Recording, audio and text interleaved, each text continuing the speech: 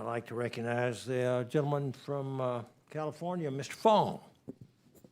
Thank you, Mr. Chairman. Dr. Kratsios, it's great to see you again. Thank you for your leadership as you continue to advance America's AI and emerging technology leadership. This is a very consequential time.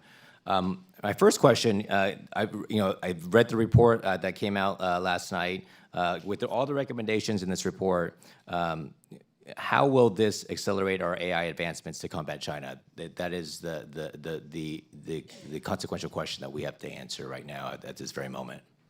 Yeah, I think the biggest one is essentially making the consequential decision that no matter what scientific domain you are pursuing research in, whether you are in material science or in chemistry or in biotechnology, artificial intelligence is an accelerant which everyone should be using as they pursue their next scientific endeavor. What the Genesis mission is able to do is actually to start incorporating AI into all those different scientific areas. Whether you're working at NASA or at Department of War or Department of Energy, you will find a way to be able to work through a whole of government approach to integrate that AI into your research, and that's what I'm most excited about. In the report, you emphasize a number of workforce development proposals, innovation hubs, apprenticeship programs, technical education, community colleges, which is extremely important, manufacturing technician programs. What role do you envision community colleges and a lot of these other these technical skills schools? How do you see them play a role in producing a skilled workforce needed for AI, cybersecurity, advanced manufacturing? Totally. I mean, we really have to rebuild the link between discovery and domestic manufacturing. We have to be able to integrate sort of hands-on training, apprenticeships, and practitioner pathways broadly into STEM. And I think by doing so, we can sort of build these dense regional innovation clusters so that as these breakthroughs happen, we create this broad-based prosperity across the U.S. And in order for that to happen, we have to leverage the types of institutions you were talking about, community colleges and the like. Oh, I certainly couldn't agree with you more. That is the reason why we worked with you on the NSF AI Education Act. Appreciate your guidance on that.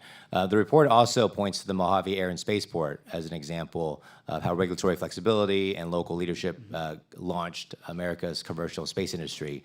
Yeah. What specific elements of the Mojave model were most critical to its success and that you see, and how can Congress replicate those principles in other emerging technology sectors? I think whether it's Mojave or I think the key is you have to the realization, or one of the core sort of realizations that led to the new report is that we're in a new era in the U.S. today where the interactions of the private sector, the federal government, academia and industry all together are what drive next generation scientific discovery.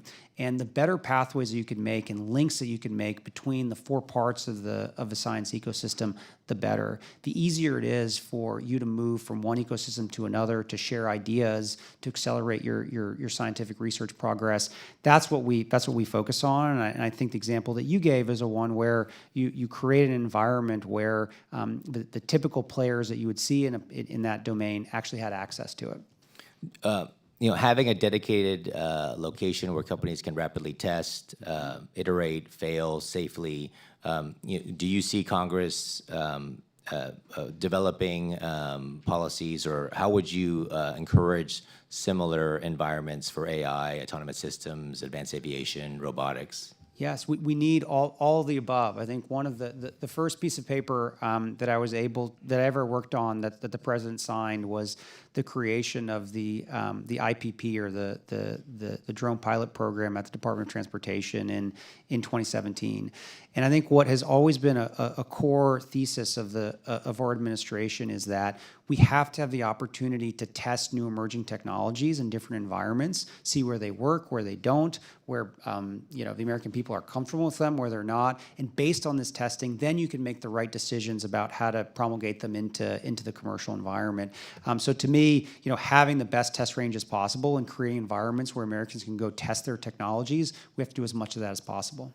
And my last question in the time that I have, you outline in the report these new institutions, X Labs, ARPA-style organizations, mission-driven institutes, curiosity-driven research centers. Can you expand on your vision of how you see all of these integrating together? Yeah, the truth is now that all of America's great scientists are not in one place. They're spread out all over the place. And what I think one of the great things we worked on SF on was this X Labs initiative.